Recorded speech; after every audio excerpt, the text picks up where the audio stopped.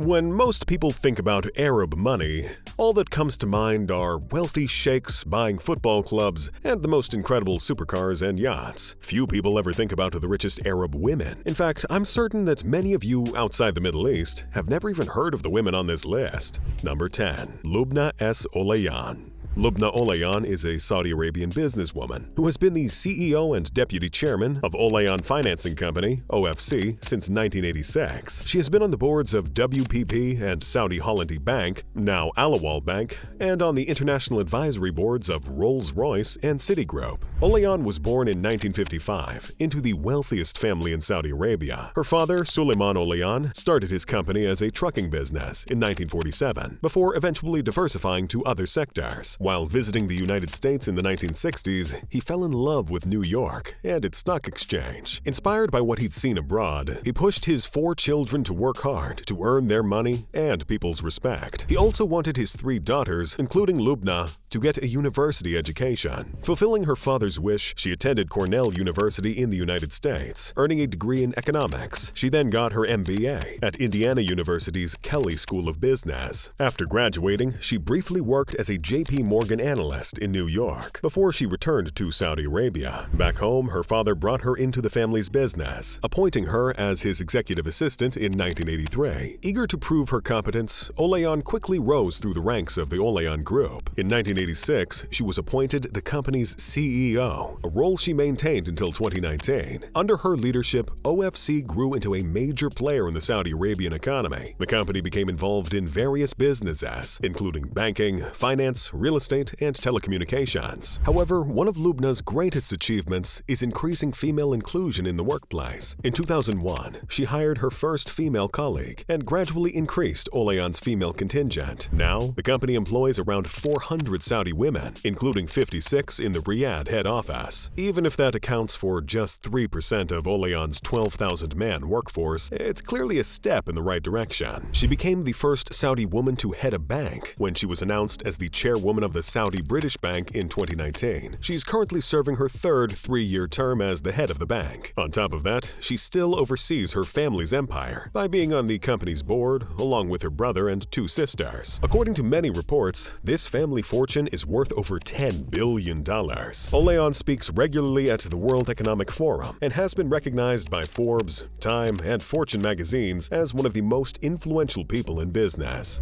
Number 9. Sheikha Hanadi Nasser bin Khaled Al Thani. Next on the list is Sheikha Hanadi Nasser bin Khaled Al Thani, or Sheikha Hanadi Al Thani for short. She has been a member of the Al Thani family, Qatar's ruling family, since the 20th century. Her career has been long and diverse, with several entrepreneurial achievements. But before that storied career was a top-notch education and humble beginnings. Sheikha Hanadi first earned a bachelor's degree in economics from Qatar University, after which she did an executive MBA course from London Business School. She then got her master's in economics at the University of London. After school in 1997, her first job was as an assistant lecturer at her alma mater, Qatar University. 1 year later, she founded a company known as Qatar Ladies Investment Company, which she later renamed Amwal. This company was the first regulated investment company licensed by the Qatar Central Bank for activities such as investment banking and asset and wealth management. Now, she acts as a chairperson for the company, which is now a multinational firm. Her next 2 major projects were called Al Wab City and Q Auto. Al Wab City is a $3.2 billion real estate project, which she started in 2005. The scheme focused on providing world-class luxurious villas and contemporary apartments. The city was made to accommodate over 8,000 people in 639 Arabian-style villas, 1,293 apartments, and 425 hotel rooms. It also features several parks, restaurants, boutiques, a spa, and a hotel. Then there's Q Auto, a company that deals in Volkswagen and Audi cars. She founded this organization in July 2012, and they are the sole importers of both vehicles in Qatar. When Sheikha Hanadi isn't founding new companies, she's leading already established ones to greater heights. Some of her numerous roles include being a special advisor to Standard Chartered Bank, CEO of Nasser bin Khaled Al Thani & Sons Group, a trading and contracting company established in 1950 by the late Sheikh Nasser bin Khaled Al Thani, Qatar's former Minister of Commerce and Trade. Sheikha Hanadi's banking and investment acumen is one of the major reasons she was elected to head such a large and prestigious organization. She is a board member at Dana Gas, a natural gas company based in the UAE, and a member of the bank's Gulf Advisory Council. Despite her many achievements, decades later, her love for education still shines through. She acts as a trustee on the board of College for Business and Economics at Qatar University. She's also the chairperson of Injaz Qatar and Injaz Al Arab, a non-profit organization for financial literacy and entrepreneurship in the Arab world. In addition, she serves as a member of the advisory boards of the Harvard Business Review Al Arabia and the Legatum Center for Development and Entrepreneurship at the Massachusetts Institute of Technology, MIT. In 2008, the Financial Times named Sheikha Hanadi among its top 20 female leaders in global banking and finance. In 2010, the UAE-based Arabian Business magazine named Sheikha Hanadi Businesswoman of the Year and has often chosen her as one of the world's 100 most influential Arabs. Some sources estimate that Sheikha Hanadi's net worth is above $15 billion. Number 8. Raja Isa Al Ghurg. Nowadays, it's almost impossible to go through any list of influential Middle Eastern women without finding one name near the top: Raja Isa Al Ghurg. In 2017, Forbes Middle East ranked her as the most powerful Emirati businesswoman and the third most influential businesswoman in the Arab world. Gulf Business magazine placed her 28th in the list of 100 most powerful Arabs in the year 2018. Then in 2020, she was listed 89th among the world's 100 most powerful women, according to Forbes. One key reason she always places so high on these lists is that she's the chairman and managing director of her father's company, the Al Ghurg Group. In 2021 alone, the company made a revenue of a whopping $407 million. Raja's father, Isa Salah Al Ghurg, was born in Dubai in 1927 and came from a family of rich pearl traders. But the pearl industry collapsed when he was a child. As a young boy, he didn't finish his formal education, but retained his eagerness to learn and taught himself English. During the Second World War, Isa started a business selling clothes to British soldiers. His new venture was doing great until government authorities shut it down when he was caught trading without licenses or customs payment. However, he had learned the value of hard work and business acumen, a trait he would later teach to his first daughter. Next, Isa worked in the Dubai Post Office and then the Bahrain Post Office before joining the Imperial Bank of Dubai in 1946. He was the first Emirati banker. However, his biggest break came in 1958 when he became the primary English translator for Sheikh Rashid Al Maktoum, the ruler of Dubai. 2 years later, he started the Isa Salah Al Ghurg Group, which focused on distributing the German brand Grunding in Dubai. The 70s and 80s saw the Al Ghurg Group diversify into areas like construction, manufacturing, and science. By the time Raja joined the board of directors in 1989, the company had become one of the largest family firms in the Middle East. Since then, the company has only continued to grow, becoming a conglomerate that operates 28 companies and boasts over 370 partnerships with multinationals like Siemens, Unilever, and British American Tobacco. The company also consists of more than 3,000 employees. However, Raja's career started outside the business world. In 1977, soon after graduating from Kuwait University with a bachelor's degree in English literature, she began working in the education sector. Raja was the headmistress of Zabil Secondary School for Girls from 1978 to 1989. It was straight out of this role that she joined the board of her father's company. Raja still plays a key role in Emirati education, working as the vice chairperson of the University of Dubai. She is also on the board of trustees for the Mohammed bin Rashid University of Medicine and Health Sciences and Ajman University. Raja has been instrumental in elevating the importance of women in the Arab workplace. In September 2003, Raja and Sheikha Lubna Al-Qasimi led a delegation of Dubai businesswomen to the U.S. Arab Economic Forum. Also in 2019, she became the first Emirati businesswoman to release her autobiography. Number 7. Fatima Al-Jaber.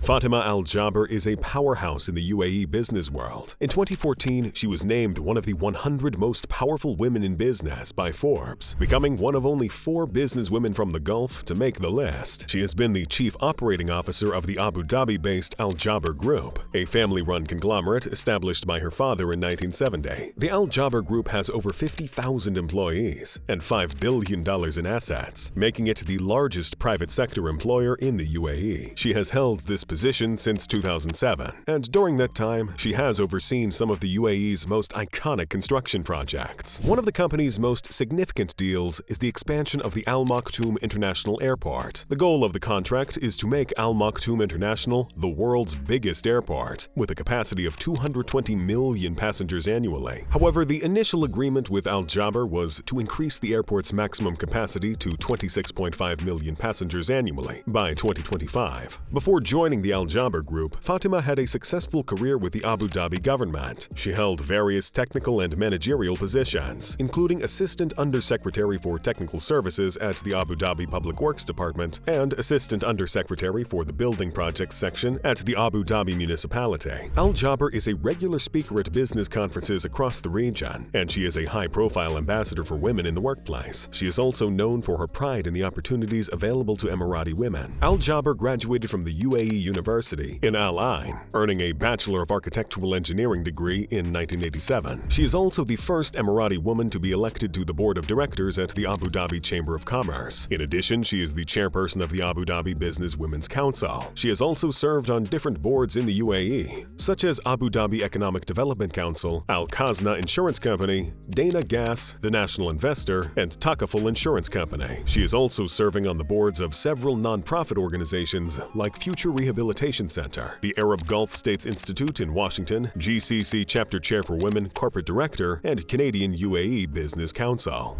Number 6. Sheikha Lubna Al-Qasimi.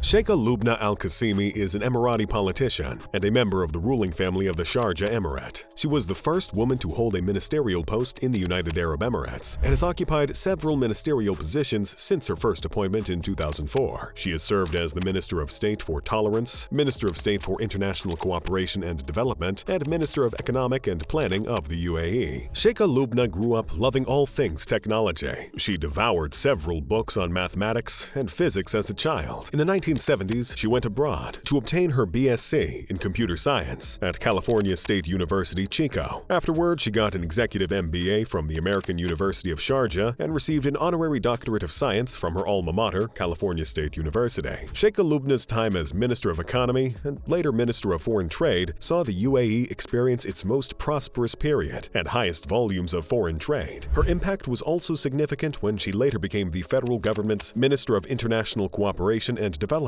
During her time in charge, she led the country to a phase of massive philanthropy. The country contributed $5.4 billion to foreign nations in 2013, significantly higher than the $1.6 billion donated the year earlier. In addition to her numerous ministerial responsibilities, Sheikha Lubna holds several administrative roles. She's a board director at the Emirates Foundation for Youth Development, a board director at the Emirates Nuclear Energy Corporation, a member of the Board of Trustees of the Dubai School of Government, a member of the governing board of the Lee Kuan Yew School of Public Policy, and the co-founder and board member of the Friends of Cancer Patients. She also tries to pave the way for other women in business. In 2015, while acting as the president of Zayed University, she forged ties between the university and Dubai Women Establishment. This partnership was geared towards boosting the participation of Emirati women and propelling them to their professional and personal goals. Thanks to the incredible records of her time in charge, more women now work in the center of the UAE's government. The current cabinet consists of 8 women out of 29 ministers, meaning that 27% of the country's cabinet is female. For context, the US has 6 female cabinet members, who make up 24% of the cabinet. Amongst the personal honors that she's racked up in her career, Lubna has previously been named by Forbes as the 36th most powerful woman in the world. She also received a Lifetime Achievement Award at Asia HRD Congress in 2012 and an honorary Dame Commander of the Most Excellent Order of the British Empire in 2013. According to some reports, Sheikha Lubna's net worth is estimated to be between $1 to $5 billion.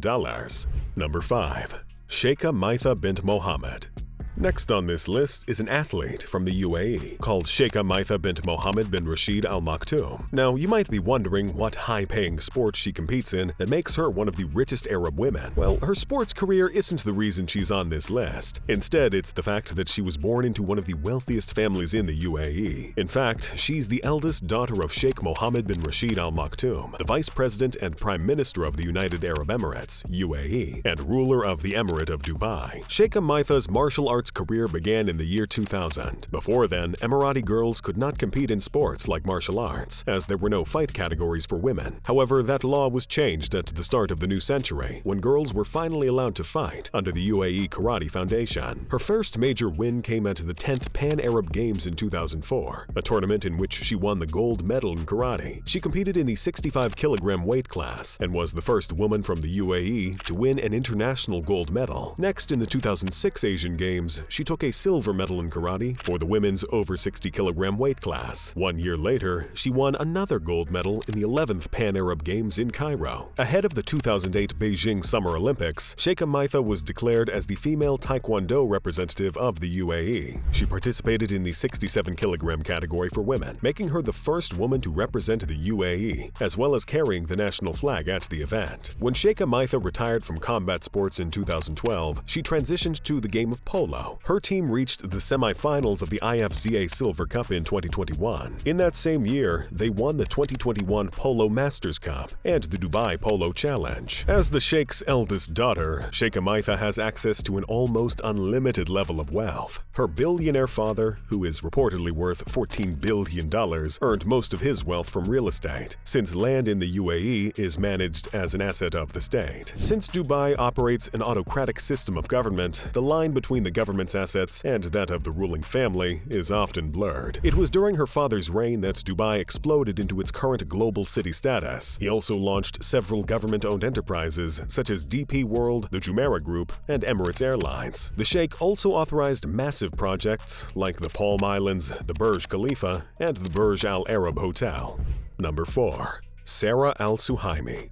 Sarah Al Suhaimi is a trailblazing Saudi businesswoman who has made significant contributions to the country's economy and financial markets. She is the first woman to chair the Saudi Arabian Stock Exchange, Tadawul, the largest stock market in the Middle East, and she has also served as CEO and a board director of NCB Capital, the investment arm of the National Commercial Bank. In these roles, she has led efforts to increase women's participation in the workforce, to connect the Saudi capital markets with the global system, and to promote financial inclusion. Al Suhaimi was born in Riyadh, Saudi Arabia in 1979. She graduated from King Saud University with a degree in accounting and then completed the general management program from the Harvard Business School in 2015. After graduating from Harvard, Al Suhaimi began her career in asset management at Samba Capital. She rose to the position of senior portfolio manager before joining Jadwa Investment in 2007. At Jadwa, she served as chief investment officer. In 2014, Al Suhaimi was appointed CEO of NCB Capital. In this role, she led the company's transformation into a leading investment bank in the Middle East. She also oversaw the growth of the company's asset management business. As of 2014, the company had approximately 31.5 billion Saudi Arabian riyals, which was equivalent to $8.4 billion under management. In 2017, Al Suhaimi was appointed chair of Tadawul. In this role, she has led efforts to modernize the stock exchange and make it more accessible to international investors. She has also worked to promote financial inclusion in Saudi Arabia by advocating for the development of financial products and services that meet the needs of women and other underserved populations. Al Suhaimi is a strong advocate for women's empowerment. She has spoken out about the importance of providing women equal education and employment opportunities. In December 2017, Bloomberg Businessweek selected Al Suhaimi as one of the 50 people to watch. In 2018, she joined the World Economic Forum's 100 Young Global Leaders, and in 2019, she was appointed as a trustee of the IFRS Foundation. Number 3. Rania Mahmoud Nashar. Next on the list is Rania Nashar of Saudi Arabia. Rania is a seasoned banking professional with over 2 decades of experience and has made significant strides in a male-dominated financial industry. Her first major breakthrough came as the CEO of Samba Financial Group, Saudi Arabia's third-largest financial institution. Having joined Samba Financial Group in various capacities, Nashar's ascent to CEO in 2017 marked an historic milestone. She became the first Saudi woman to hold this prestigious position in the bank's history and the first female chief executive of a listed Saudi commercial bank. But that appointment was the result of decades of work. Her career started with Samba Financial Group, Soon after obtaining her bachelor's degree in 1997, she first started by working in the private bank technology department, before becoming a quality assurance coordinator. She was then moved to the e-consumerism department before being made the head of compliance and the chief audit executive in 2014. Nishar's leadership at Samba Financial Group was characterized by her commitment to embracing digitization and integrating it into every aspect of the bank's operations. Recognizing the evolving needs of customers, Nishar emphasized the importance of providing tech-driven services that rival those offered by the fintech industry. During her tenure at Samba, Nishar led the development of digital services, enabling Samba to adapt to changing customer preferences and remain competitive in the digital era. Additionally, Nishar was instrumental in overseeing the bank's transition to a fully Saudi institution after the management agreement with Citibank ended in 2003. Her final major act was facilitating the bank's merger with United Saudi Bank. The newly merged institution will have $223 billion worth of assets. Her accomplishments in this area earned her recognition as one of Forbes' Middle East's most influential women in 2018. Nishar's commitment to advancing the role of women in business extended beyond her position at Samba, as she chaired the Women in Business Action Council at B20 Saudi Arabia, which serves as the private sector's voice to the G20. In a recent move, Nishar embarked on a new chapter in her illustrious career by accepting a position at the Public Investment Fund, PIF. The PIF is one of the world's largest sovereign wealth funds, with total estimated assets of $650 billion. The fund plays a crucial role in Saudi Arabia's plan for economic change, in line with the kingdom's Vision 2030 goals. Nishar's contributions to the banking industry have been widely acknowledged. It won't be surprising to see her continue to work her way up the hierarchy of Saudi Arabia's financial sector. Number 2. Sarah Akbar. One of the most prominent names in the Middle Eastern oil industry, Sarah Akbar has earned her wealth and prominence in the industry that she literally grew up in. Nicknamed the Firefighting Lady or the Iron Lady of the Middle East, Sarah was born in a small hospital in the oil field where her father used to work. Growing up, the health and safety concerns in Kuwaiti oil fields weren't as great as they are now, so she spent her early childhood wandering around those fields. After high school, she immediately enrolled in engineering school, wanting to be an engineer so that she could work in the facilities that her father used to work in. She earned her bachelor's degree from Kuwait University in 1981. She was part of the school's first graduating set of chemical engineers. After school, she began her career as a petroleum engineer at Kuwait Oil Company. The company initially didn't want to allow her to work in the field, but she desperately wanted to get her hands dirty in the field before assuming any office roles. The company eventually agreed to allow her to work on field, strictly between 7 a.m. and 4 p.m. However, her big break came on her first assignment, when she was the only engineer on an offshore rig. That day, the storm was too harsh to send an engineer to replace her, and she ended up working all night. She did the job successfully, and that kick-started a wonderful 10 years of unhindered fieldwork. She could now work whatever schedule she pleased. Her most important assignment came in August 1990, when Saddam Hussein ordered Iraq's invasion of Kuwait. The KOC, which had a 5,000-member staff, suddenly only had 50 volunteers. Everyone else had fled for safety.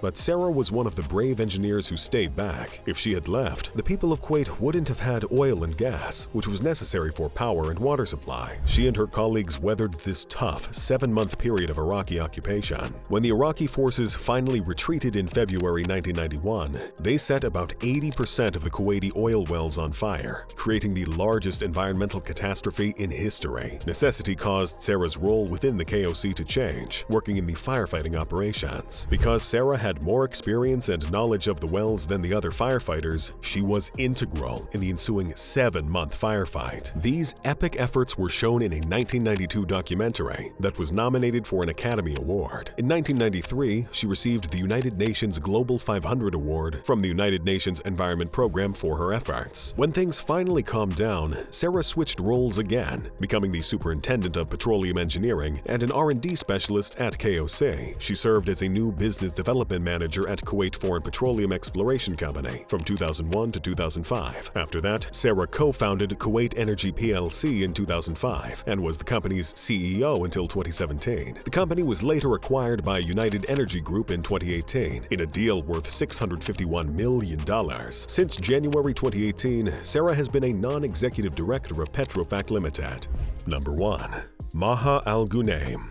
Maha Al Ghunaim is a Kuwaiti businesswoman and one of the most well-known businesswomen in the Middle East. Born into a noble Kuwaiti family, Maha's road to success was paved by her education at San Francisco State University, where she graduated with a bachelor's degree in mathematics in 1982. After school, Maha joined the Kuwait Foreign Trading Contracting and Investment Company, KFTCIC, which was the largest Kuwaiti investment bank at the time. Her career at the firm started as a dealer in marketable securities, before eventually transitioning to being a portfolio manager. In 6 years, she had risen to the role of Vice President for Portfolio Management at KFTCIC. She was also a member of the Al Kharajaya Umbrella Fund and a member of the Asset Allocation Committee. 7 years later, in 1995, the KFTCIC merged with Kuwait Investment Company, KIC, and adopted the KIC name. Maha's role was changed at the new company, this time serving as the Assistant General Manager of Asset Management and being responsible for local and international markets.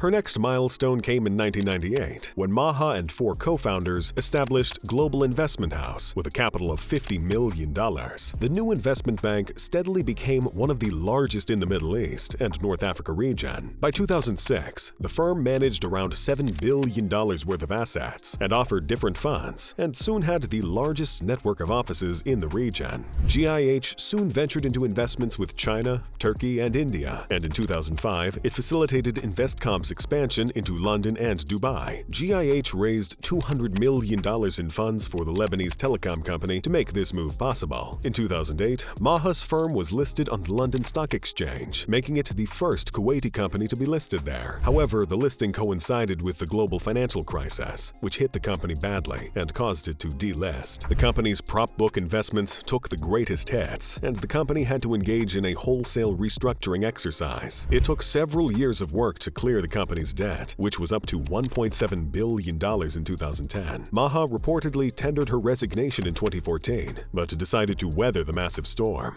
She eventually steered the firm back to profitability, having around $3.6 billion in assets under its management. Maha's success has brought her several accolades, including the Banker Middle East Industry Award for her outstanding contribution to the financial industry. The Arabic edition of Forbes ranked her second in its list of the 50 best business women in the Arab world. She was also ranked among the 100 most influential women for 3 consecutive years, according to Forbes US. In September 2008, the Wall Street Journal placed her 43rd on its list of 50 women to watch. If you enjoy content like this, click on the videos showing on your screen now.